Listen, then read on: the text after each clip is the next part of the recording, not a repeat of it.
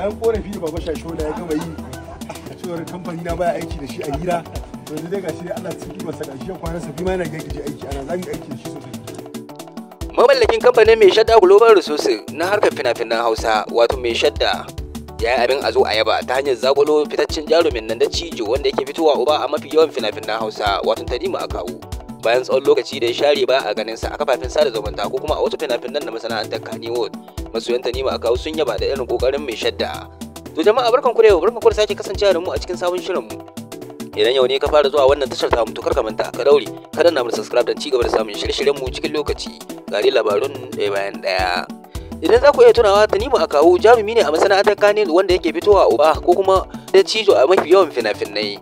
Ya shafe tsawon lokaci ba ƙara ganin fuskar ta ba a kowane irin fim na Hausa fim, wanda ya janyo ma masoyansa rashin jin daɗi tare da rashin samun kwanciyar hankalin a ina shike. Wasu ma daga cikin masoyansa sun ɗauka cewa Allah ya ikonsa ya bar duniya, wasu kuma suna ganin kamar ba shi da lafiya ne, wasu kuma suna ganin menene dalilin da yasa suka daina ganin fuskarsa a cikin sababbin fina-finan Hausa ko kuma kafafen sada zumunta.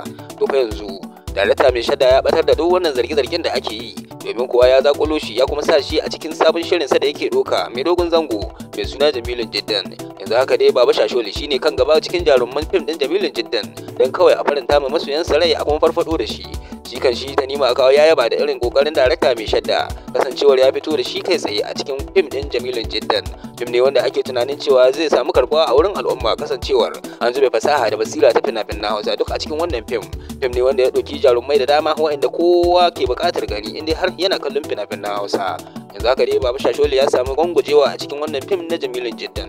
Da wannan ne masoyan Baba Shashole suka yaba ma wato darakta mai shadda. Da wannan rahoto muka zo ƙarshen wannan shirin. Idan yau ne ka fara zuwa wannan tashar tamu to kar ka manta ka daure ka danna subscribe sannan ka yi like don ci gaba da samun shirye-shiryen mu cikin lokaci. Mun gode. A huta lafiya.